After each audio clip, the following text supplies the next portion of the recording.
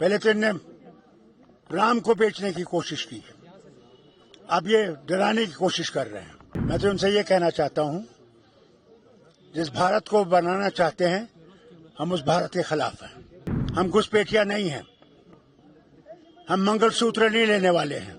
बोलते बोलते फारूक अब्दुल्ला साहब बोलते हैं कि राम को बेचा जा रहा है। मतलब राम मंदिर का सुप्रीम कोर्ट द्वारा बनना राम को बेचा जाना है कि इंडी अलायंस का एक ही एजेंडा है कि हिंदुओं को दो गाली ताकि मिले वोट बैंक की ताली। देखिए, फारूक अब्दुल्ला साहब को पता होना चाहिए कि एनसी को बदनाम करने के लिए किसी को कोई प्रयास करने की आवश्यकता नहीं। उनके वक्तव्य, उनके मैनिफेस्टो और उनके मैनिफेस्टेशन ही काफी है।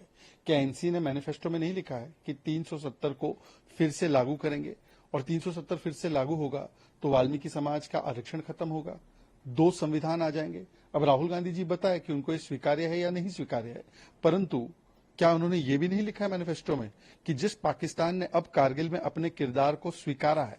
वैसे तो हम सब जानते हैं कि पाकिस्तान आतंकवाद की जननी है, आतंकवादी और घुसपैठी भेजती है, पीओके पर कब्जा करके रखा है। उस पाकिस्तान के साथ बातचीत करनी है तो मुझे लगता है फारूक अब्दुल्ला जी, बदनामी करने के लिए आपके खुद के कृत्य और एनसी के कृत्य काफी है, परंतु बोलते बोलते फारूक अब्दुल्ला साहब बोलते हैं कि राम को बेचा जा रहा है। मतलब राम मंदिर का सुप्रीम कोर्ट द्वारा बनना राम को बेचा जाना है। क्या किसी और धर्म या पवित्र ईस्ट या पैगंबर के बारे में इस प्रकार की बातें की जा सकती है?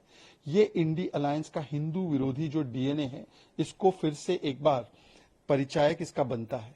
क्योंकि पहले सनातन समाप्त की बात करना, राम जी का अस्तित्व नहीं, राम मंदिर का विरोध करना, रामचरितमानस को गाली देना, और अब जिस प्रकार से राम को बेचा जा रहा है, ये दिखाता है कि इंडी अलायंस का एक ही एजेंडा है कि हिंदुओं को दो गाली ताकि मिले वोट बैंक की ताली। अब जो सो कॉल्ड जनेऊधारी शिव भक्त बनते हैं वो बताएं कि क्या वो इस प्रकार के बयान को स्वीकारते, पर वो क्या बताएंगे क्योंकि उन्होंने स्वयं हिंदू को हिंसक और मंदिर जाने वाले लड़कियों को छेड़ते हैं, इस प्रकार की बातें राहुल गांधी ने की है। पहले तो इनने राम को बेचने की कोशिश की, अब ये डराने की कोशिश कर रहे हैं। मैं तो उनसे ये कहना चाहता हूं, जिस भारत को बनाना चाहते हैं हम उस भारत के खिलाफ हैं। हम घुसपैठिया नहीं हैं, हम मंगलसूत्र नहीं लेने वाले हैं। बोलते बोलते फारूक अब्दुल्ला साहब बोलते हैं कि राम को बेचा जा रहा है। मतलब राम मंदिर का सुप्रीम कोर्ट द्वारा बनना राम को बेचा जाना है कि इंडी अलायंस का एक ही एजेंडा है कि हिंदुओं को दो गाली ताकि मिले वोट बैंक की ताली। देखिए, फारूक अब्दुल्ला साहब को पता होना चाहिए कि एनसी को बदनाम करने के लिए किसी को कोई प्रयास करने की आवश्यकता नहीं। उनके वक्तव्य, उनके मैनिफेस्टो और उनके मैनिफेस्टेशन ही काफी है। क्या एनसी ने मैनिफेस्टो में नहीं लिखा है कि 370 को फिर से लागू करेंगे और 370 फिर से लागू होगा तो वाल्मीकि समाज का आरक्षण खत्म होगा, 2 संविधान आ जाएंगे। अब राहुल गांधी जी बताए कि उनको ये स्वीकार्य है या नहीं स्वीकार्य है, परंतु क्या उन्होंने ये भी नहीं लिखा है मैनिफेस्टो में कि जिस पाकिस्तान ने अब कारगिल में अपने किरदार को स्वीकारा है। वैसे तो हम सब जानते हैं कि पाकिस्तान आतंकवाद की जननी है, आतंकवादी और घुसपैठी भेजती है, पीओके पर कब्जा करके रखा है।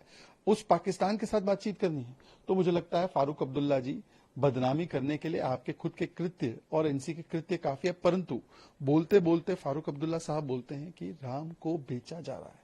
मतलब राम मंदिर का सुप्रीम कोर्ट द्वारा बनना राम को बेचा जाना है। क्या किसी और धर्म या पवित्र ईस्ट या पैगंबर के बारे में इस प्रकार की बातें की जा सकती है? न्यूज नेशन अब व्हाट्सएप पर खबरों के ताजा अपडेट के लिए न्यूज नेशन के इस क्यूआर कोड को स्कैन करें।